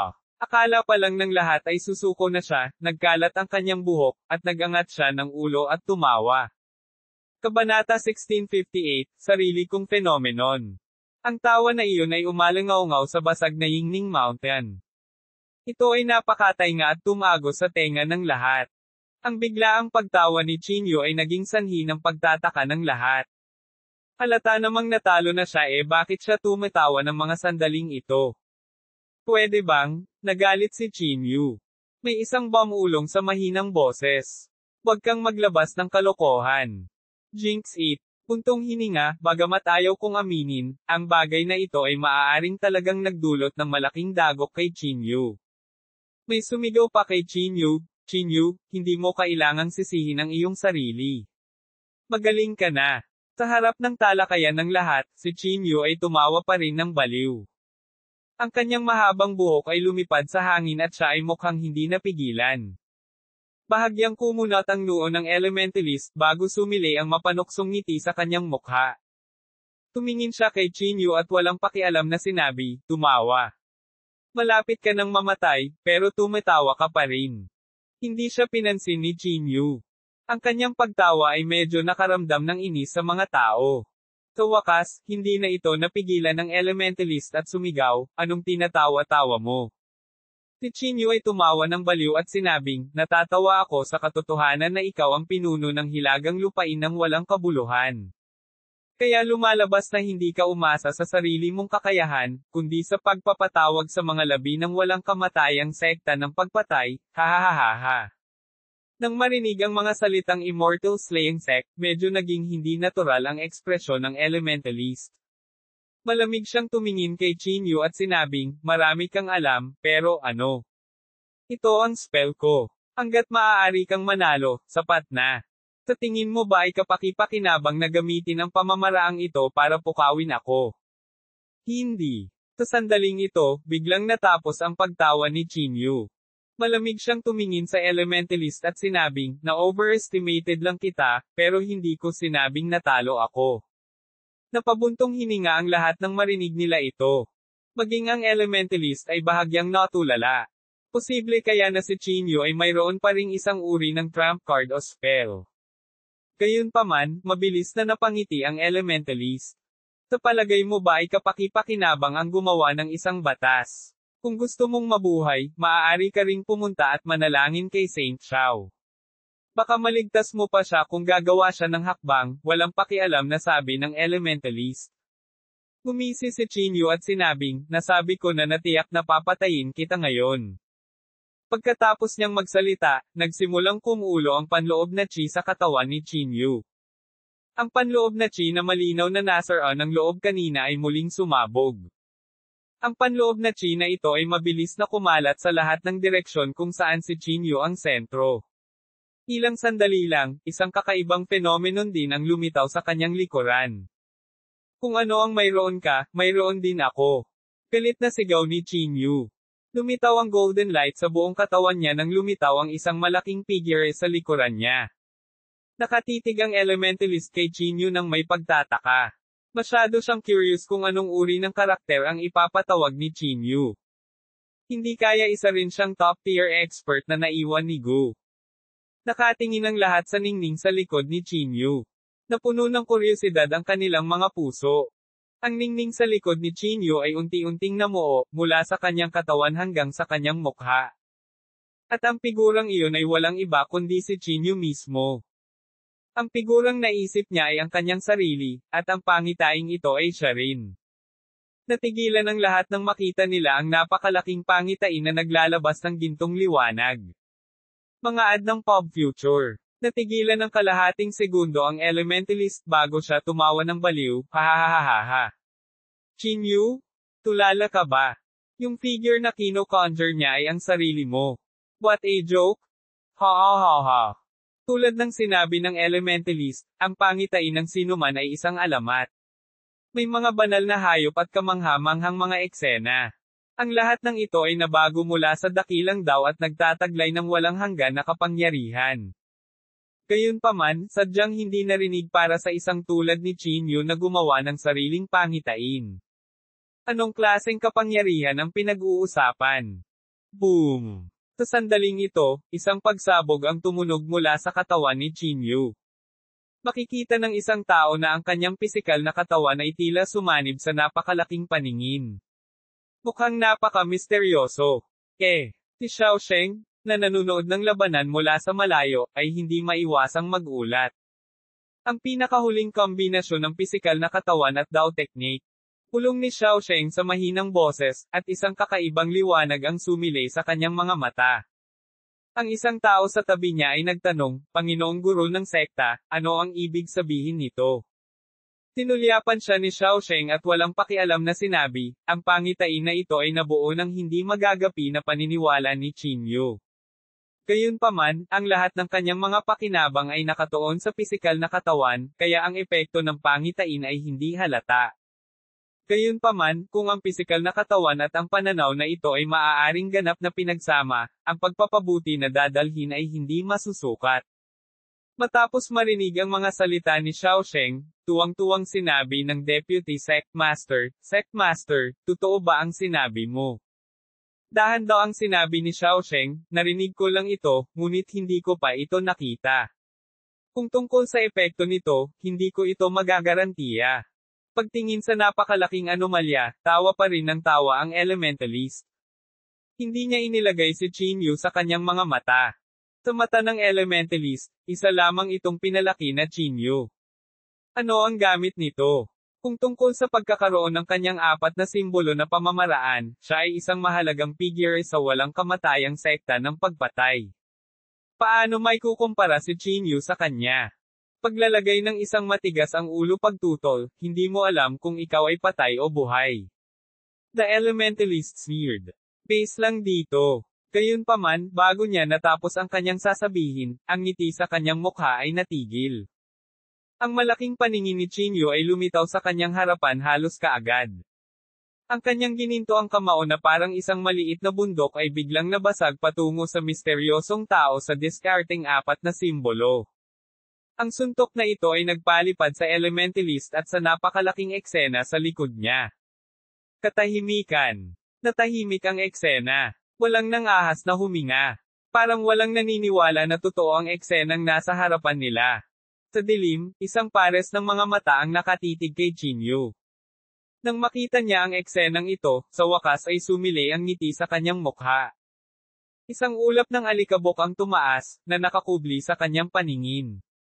Nakatayo doon si Qinyu na parang Diyos ng digmaan, malamig na nakatingin sa direksyon ng mga elementalist. Sino ba ang nagsabing hindi mo maaasahan ang iyong sarili? Ang tono ni Qinyu ay puno ng pagmamataas at pagmamataas, ngunit sa sandaling ito, muling pinasigla nito ang pagtitiwala ng katimugang rehiyon. Maging ang mukha ni Xiaosheng ay may bakas ng ngiti. Hindi nagtagal, sumabog ang elementalist mula sa alikabok. Ang suntok lang na ito ay halos makabasag na ng kanyang pisikal na katawan, at ang misteryosong taong nakasabit sa itaas ng kanyang ulo ay naging medyo lumabo. F***sake. Sa loob ng spatial magic artifact, ang Heavenly Blood Rainbow ay lumabas. Bilang miyembro ng Immortal Slaying Sect, natural na alam niya kung ano ang ibig sabihin ng karakter sa eksena ng elementalist. Qinyu? Nililigawan mo si kamatayan. Galit na galit ang elementalist. Ang kanyang bibig ay nagpakawala ng galit na galit, at ang walang katapusang dami ng panloob na chi ay lumundag patungo sa misteryosong figure. Ang katawan ng misteryosong figure ay muling nagkatawang tao, at ang malaking palad na iyon ay tumakip kay Qinyu. Gayunpaman, hindi nagpakita ng takot si Qinyu. Ang kanyang espiritu ng pakikipaglaban ay umaapaw, at ang kanyang gininto ang kamao ay tumangay sa lahat, anuman ang anumang spells o karakter. Ang elementalist ay pinalipad sa pangalawang pagkakataon, at ang palad na iyon na bumagsak ay nabasag ng suntok ni Qinyu.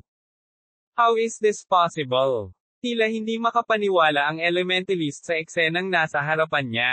Ikaw ay isang junior pa lamang, ngunit maaari mo talagang labanan ang isang mahalagang figure ng immortal na sekta ng pagpatay. Kabanata 1659 Muling pagkabuhay sa sarili. Hindi lang ang mga elementalist. Walang naniwala dito. Walang sino man ang umasa na si Qinyu ay napakalakas. Gaano siya ka-confident. Kahit na ang kababalaghan na kanyang pinalapot ay kanya. Ito ay isang tunay na pagmamalaki ng langit, isang true Tao demonstrator. Hindi mabilang na mga tao ang tila nakakita sa hinaharap na si Chinyu, na magiging walang kapantay at sugpuin ang mundo. Ito ay isang spell lamang na pinakipot mo ang iyong sarili.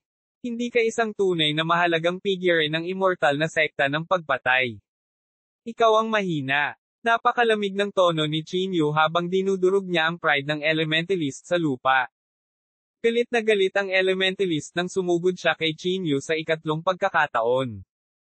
Ang pangatlong banggaan ng dalawang partido ay masasabing earth-shattering dahil winasak nito ang lahat. Isang malakas na ningning ang bumaril sa kalangitan. Gaano man kalayo ang pagitan ng panloob na chi, mararamdaman pa rin ito. Sa sandaling ito, napakalakas ni Chinyu.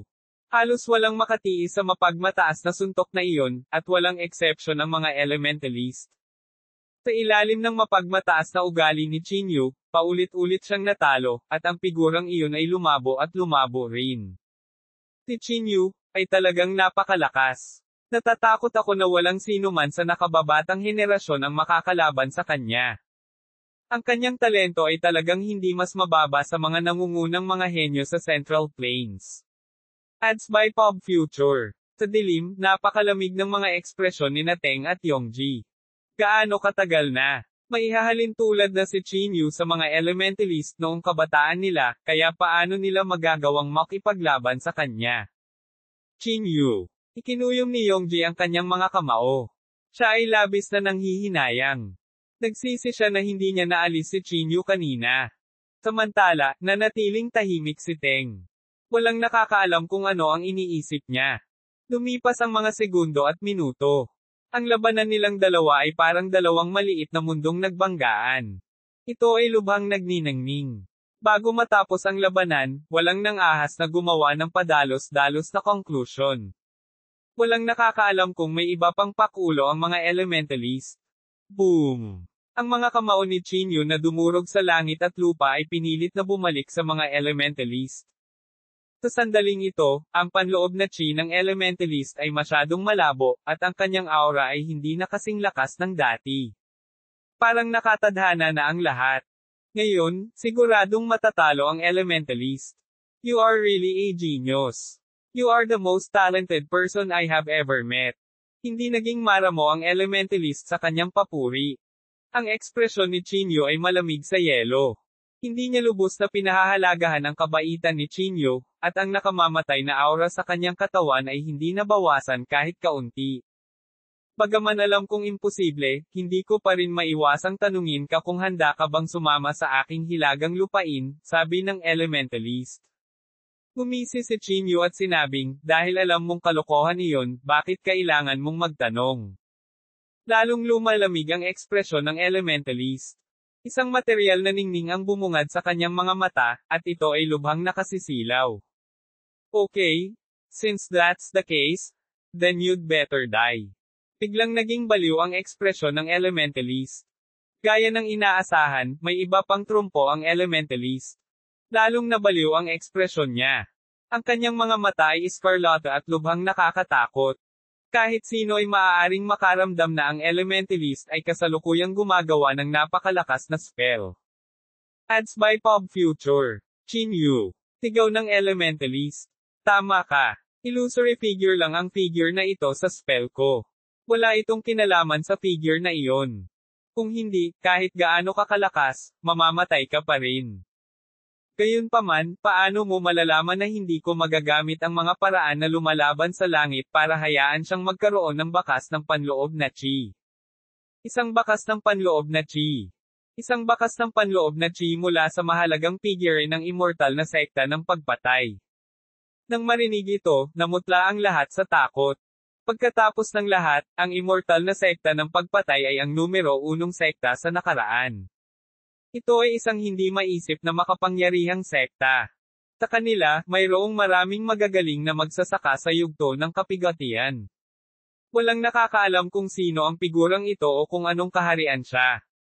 Kung siya ay isang dakilang cultivator sa yugto ng kapigatian, kahit isang maliit na bahagi ng panloob na chi ay maaaring sirain ang isang buong mundo, pabayaan si Chinyu. Siya ay isang pag-iral na madaling durugan ang hindi mabilang na mga planeta. Hahaha. Baliw na tawa ng elementalist. Ang lahat ng panloob na chi sa kanyang katawan ay nagtitipon patungo sa figurang iyon. Sa sandaling ito, ang elementalist ay tila magbabagong anyo sa isang daw at nagsimulang maglaho. Pinaplano ng elementalist na gamitin ang kanyang sariling buhay upang buhayin ang isang maliit na tipak ng panloob na chi, malamig na sabi ni Xiao Sheng. Maaari bang buhayin ng kanyang buhay ang panloob na chi ng isang dakilang magsasaka sa yugto ng kapigatian? Paano ito posible? Ang taong nasa tabi niya ay tila labis na naguguluhan. Malamig na sinabi ni Xiao Sheng, natatakot ako na ito ay isang uri ng spell ng kontrata. Sa sandaling ito, hindi na manatiling kalmado si Xiao Sheng. Kapag ang panloob na chi ay tunay na nabuhay muli, walang sinuman sa mundong ito, lalo na si Xiao Sheng, ang makatiis nito. Ang pagiging kabataan ng isang elementalist ay hindi makakaapekto sa kanyang panloob na chi, kaya maaari niyang isakripisyo ang kanyang sariling buhay upang buhayin ang isang maliit na tipak ng kanyang panloob na chi, malamig na sabi ni Xiao Sheng. Pagkatapos niyang magsalita ay dahan-dahan siyang tumayo na para bang may balak siyang umatake. Hahaha. Mahina ang tawa ng elementalist habang unti-unting nawawala ang kanyang figure. Kasabay nito, tila nagkaroon ng pagbabago sa mundo. Ang buong mundo ay gumuho. Ang lupa ay nabasag sa sandaling ito, at ang langit ay nilipol sa sandaling ito. Para bang guguho ang mundong ito. Ito ang kapangyarihan ng mga nangungunang eksperto ng immortal na sekta ng pagpatay. Ang proseso lamang ng pagbawi ay sapat na upang lipulin ang isang buong mundo. Ito ay lubhang nakakatakot. Lalong naging solemn na ang ekspresyon ni Qin Yu. Tiningnan niya ang misteryosong tao na unti-unting nagmamaterial at may labis na nagbabadyang premonition sa kanyang puso. Qin Yu, patay ka na. Malamig na sigaw ng elementalist. Pagkasabi nito ay tuluyan nang nawala ang kanyang figure. Ang naiwan ay ang eksena lamang ng 4 na index number. Ang figure na iyon ay dahan-dahan ding naging corporeal. Ang mga bakas ng itim na panloob na chi ay mabilis na kumalat sa paligid at pumalibot sa Qin Yu. Isa itong domain. Agad na masama ang pakiramdam ni Xiao Sheng. Hindi niya inaasahan na direktang gagamitin ng figure na ito ang kapangyarihan ng domain para ihiwalay ang mga tagalabas. Marahil ay dahil sa mga paghihigpit sa pagitan ng langit at lupa kung kaya't kailangang lumitaw ang kapangyarihan ng domain, ngunit anuman ang mangyari, tiyak na hindi ito magandang balita para sa lahat. Sect leader? Anong nangyayari? Magiging okay na kaya si Qin Yu? Ang deputy sect leader at ang iba pa ay tumingin lahat sa sect leader. Sinabi ng pinuno ng sekta sa malalim na boses, mahirap sabihin. Kung ito ay ang aura ng isang mahusay na magsasaka sa yugto ng kapigatian, hindi maraming tao sa mundong ito ang makakalaban nito. Ano? Pagkasabi niya nito ay namutla ang mukha ng lahat. Maging ang pinuno ng sekta ay napakawalang tiwala, pabayaan ang iba. Sa domain, si Qin Yu ay nasa ganap na kadiliman. Tanging ang misteryosong tao lamang ang malamig na nakatitig kay Qin Yu. Sa sandaling ito, para siyang natauhan. Bawat galaw niya, gumuho ang mundo. Kahit isang tingin lang mula sa kanya ay naramdaman ni Qin Yu na parang mapunit na ang buong katawan niya. Kinagat ni Qin Yu ang kanyang mga ngipin. Sinubukan niyang lumaban, ngunit napagtanto niya na ang lakas sa kanyang buong katawan ay hindi katumbas ng halaga na banggitin sa kanyang harapan. Ang ganitong uri ng malalim na pressure ay nagpidama sa mga tao nang hindi maipaliwanag na pakiramdam ng kawalan ng pag-asa. Hindi nila nagawang magkaroon ng kahit katiting na pagnanais na lumaban. Sa sandaling ito, kumilos ang misteryosong figurang iyon. Dahan-dahan niyang itinaas ang palad niya. Ang layunin ng pagpatay na nagpawi sa langit at lupa ay parang alon ng dagat na nagpawi sa langit at lupa. Tumitig si Qin Yu habang nakadilat ang mga mata. Sa pagharap sa gayong figure, wala siyang kahit katiting na kakayahan na lumaban. Nang malapit na siyang sumuko, biglang kumislap at natural na lumutang ang bracelet na nasa katawan niya kanina. Kabanata 1660, walang kapantay na kapangyarihan. Ang ningning na ito ay lubhang banal, ngunit sa loob nito ay isang matalim na layunin ng pagpatay. Kusang lumutang sa hangin ang Pulse Ares. At ang bracelet na ito ay ang bracelet na ibinigay ni Xiaoyu kay Qinyu. Natigilan si Qinyu at nakatayong nakaugat sa lupa. Hindi niya inactivate ang bracelet na ito, at hindi niya alam kung paano ito gamitin. Anong nangyayari? Natigilan si Qinyu. Ang liwanag na ibinuga mula sa pulse Ares ay bumalot sa katawan ni Qinyu, winalis ang mapang itong pakiramdam mula sa kanyang katawan. Pagkatapos, ang pulse Ares ay lumutang sa hangin at nabuo ang isang paghaharap sa misteryosong taong iyon. Naiintindihan ko, bulong ni Qinyu sa mahinang boses. Sa ilalim ng makapangyarihang panloob na chi ng immortal na sekta ng pagpatay, ang pulse Ares ay automatikong muling nabuhay. Ngayon, ito ay bumubuo ng isang paghaharap sa taong iyon. Ang dalawang sinag ng liwanag ay nagbanggaan sa sandaling ito, na lumilikha ng napakalakas na airwave. Ang isang casual na airwave ay maaaring pumatay kay Qinyu ng daan-daan o libu-libong beses. Nagmamadali siyang umatras sa gilid, natatakot na maapektuhan. Ang dalawang sinag ng liwanag ay nasa isang pagkapatas sa hangin. Hindi napigilan ni Qinyu ang bahagyang kaba. Ang pulse Ares na ito ay ibinigay ni Xiaoyu, kaya natural na kakaiba ang pinagmulan nito. Malamang may kaugnayan ito sa babaeng nakamaskara noon. Gayunpaman, ito ay isang pulse Ares lamang pagkatapos ng lahat. Walang nakakaalam kung gaano kalakas ang mailalabas nito kung hindi siya. Sa kabilang banda, ito ay ang muling pagkabuhay ng isang tunay na tao. Ito ay walang katulad na makapangyarihan. Kahit na ito ay isang strand lamang ng panloob na chi, tiyak na hindi ito dapat maliitin. Patuloy na lumalaban ang ningning. Napakalamig ng ekspresyon ng misteryosong tao habang pinapagana niya ang kanyang makapangyarihang panloob na chi gamit ang kanyang dalawang kamay. Ang pulse Ares ay naglalabas ng nakakasilaw at banal na liwanag. Tinakpin ng liwanag na ito ang lupain at pinaliwanagan ang kadiliman ng domain na ito.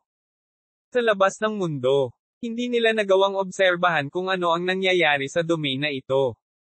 Kahit na ang isang dalubhasa tulad ni Xiaosheng ay hindi magawa ito. Ang puso ng lahat ay nababalisa. Ito ay dahil walang nakakaalam kung ano ang mangyayari sa domain na ito. Sa pagkakataong ito, natatakot ako na ang mga posibilidad ay nakasalansan laban sa atin, malamig na sabi ni Xiaosheng. Alam na alam niya ang lakas ng misteryosong taong iyon. Kahit na isang sulyap mula sa gayong pag-iral ay sapat na upang sirain ang isang buong mundo. Kapag nagawa na niya ang kanyang hakbang, walang makakatalo sa kanya. Bakit hindi mo ginawa ang iyong paglipat ng mas maaga? Kung pinatay mo ang elementalist na iyon ng mas maaga, paano nangyari ang ganoong bagay? Ang mga tao sa tabi niya ay lumipad sa galit. Galit na galit ang lahat. Nakipaglaban si Qinyu hanggang sa pinakadulo para sa rehiyon ng Timog. Kung siya ay namatay sa labanan, walang sino man ang makakatanggap nito. Nanatiling tahimik si Xiaosheng. Ang kanyang mga mata ay diretsyong nakatingin sa domain. Walang nakakaalam kung ano ang iniisip niya. Lumipas ang oras. Nang malapit nang sumuko ang lahat, isang napakalakas na pagsabog ang tumunog mula sa loob ng domain. Kasunod nito, direktang sumabog ang domain. Ang malalakas na alon ng hangin ay bumulwak na parang apoy. Bahagyang nagbago ang ekspresyon ni Xiaosheng. Nagmamadali siyang gumawa ng spell para protektahan ang lahat. Gayunpaman, ang alon ng hangin na ito ay masyadong malakas. Ito ay halos imposible upang labanan ito sa isang spell. Buzz! Sa sandaling ito, isang black hole na parang ningning ang lumitaw sa harap ni Xiaosheng. Ang ningning na ito ay pilit na kinaladkad ang alon ng hangin sa void. Rashomon. Rashomon iyon ni Xiaosheng. Ang kanyang pag-unawa sa espasyo ay masasabing umabot na sa rurok ng pagiging perpekto. Hindi mabilang na mga airwave ang nilamon ng Rashomon sa kawalan, at ang domain ay sumabog din ng buo. Lahat ay kinakabahan na tumingin sa direksyon ng domain. Hindi nila alam kung patay o buhay si Qinyu. Maging ang tingin ni Xiaosheng ay hindi maiwasang mahulog sa direksyong iyon. Sa wakas, lumabas ang isang figure mula sa loob. Ang kanyang payat na figure ay nagpasakit sa puso ng mga tao, ngunit ang hindi matatalo na layunin sa pakikipaglaban sa kanyang katawan ay nagparamdam sa mga tao ng paghanga. Ito ay si Qinyu. Siya ay buhay pa. Walang nakakaalam kung sino ang unang sumigaw. Pagkatapos noon, hindi mabilang na tao ang sumigaw sa pangalan ni Chinyu. Ang mga boses sa lugar ay parang kulog, dumadagandong. Sa sandaling ito, parang si Chinyu ang kanilang tunay na Diyos. Isang ngiti ang lumitaw sa mukha ni Xiaosheng. May bahid ng pagdududa sa kanyang ngiti, na parang nagtataka kung paano nakaligtas si Chinyu. Lumabas si Chinyu sa dumi na may hawak na bracelet. Ibinaba niya ang tingin sa bracelet at sinabi sa mahinang boses, "It's all thanks to Xiaoyu. Otherwise, I'm afraid. I'm doomed." Hindi niya maiwasang maalala ang nangyari kanina. Ang Pulseres ay sumabog na may nagliliyab na ningning at direktang tumagos sa misteryosong tao mula sa walang kamatayang sekta ng pagpatay. Gayunpaman, ang mga elementalist ay mayroon pa ring backup na plano. Nang mamatay ang misteryosong tao, sumabog siya na may napakalakas na panloob na chi. Ang panloob na chi na ito ay sapat na upang sirain ang lahat. Habang si Chinyu ay nagbubuntong hininga sa emosyon, lahat ay tumakbo palapit sa kanya. Pinalibutan nila si Chinyu at labis na nasasabik. Itinuring nila si Chinyu bilang bagong bayani ng katimugang rehiyon. Gayunpaman, si Chinyu, na nakaranas ng isang malaking labanan, ay medyo pagod. Nakatayo sa gitna ng karamihan, mukhang pagod na pagod siya. Sige, pagod na si Chinyu. Hayaan mo siyang magpahinga ng maayos. Sa sandaling ito, itinulak ni Wen Wanye ang mga tao sa tabi at pumunta sa gilid ni Chinyu. Bahagyang yumuko si Chinyu sa karamihan at pagkatapos ay tumingin kay Wen Wanye. "Guro, bumalik muna tayo sa Mount Dayo," sabi ni Chinyu. Napaungol si Wen Wanye bilang pasasalamat. Pinuhat niya si Chinyu sa kanyang likod at tumalikod para umalis. Pagkatapos ng labanang ito, lubos na nakilala ang pangalan ni Chinyu sa South Province. Alam ng lahat na hindi na mapipigilan ang paglaki ni Chinyu. Malamang na mamamatay ang sinumang maglakas loob na manligaw sa kanya. Bundok Dayo. Nakahiga si Chinyu sa kama, may hawak na tableta sa kanyang kamay. Ang pill na ito ay ang Return to Void pill na ibinigay ni Jingbai kay Chinyu. "Hindi ko talaga ginamit ito," naisip ni Chinyu sa sarili. Iningatan niya ang tableta at nagplanong humanap ng pagkakataong maibalik ito kay Jingbai. Pagkatapos, nahigis si Chinyu sa kama at nakatulog. Tuldok. Si Yongji, si Mabei, at siya Teng ay tumakas pabalik sa hilagang lupain sa isang malungkot na estado. Ang kanilang mga mukha ay puno ng isang hindi maipaliwanag na solemnidad, at ang kapaligiran ay lubhang kakaiba. Walang sinabi ang tatlo, pero pare-pareho lang ang iniisip nila. Ang pakiramdam ng panganib para sa hinaharap ay napuno ng kanilang mga puso. Si Chinyu, talagang lumaki sa ganoong lawak. Pagkaraan ng mahabang panahon, unang nagsalita si Yongji. Ikinuyom niya ang kanyang mga kamao at nagngangalit na sinabi, "Kung nalaman ko ng mas maaga, pinatay ko siya." Tinulyapan siya ni Sima Bei at malamig na sinabi, "Walang kwentang sabihin ngayon. Walang mag-aakala na may taong mula sa katimugang rehiyon ang talagang tatayo muli, at ito ay isang junior pa." Habang nag-uusap sila, bumungad sa kanilang isipan ang boses ng elementalist. Walang lakas ng loob na magsalita ang tatlo at nagmamadaling sumugod sa direksyon ng elementalist. Sa Snow Mountain sa gitna ng Northern Region. Ang boses ng elementalist ay nanggaling sa nyebe na bundok. "Patay na ba si Chinyu?" Malamig na tanong ng elementalist. Nagkatinginan ang tatlong tao sa eksena. Wala ni isa sa kanila ang naglakas loob na magsalita. "Ano? Pingi ba kayong lahat?" Malakas na sigaw ng elementalist, dahilan para manginig ang buong hilagang lupain. Hinanda ni Sima Bei ang sarili at sinabing, "Guro, si Chinyu ay hindi patay. Nanalo siya."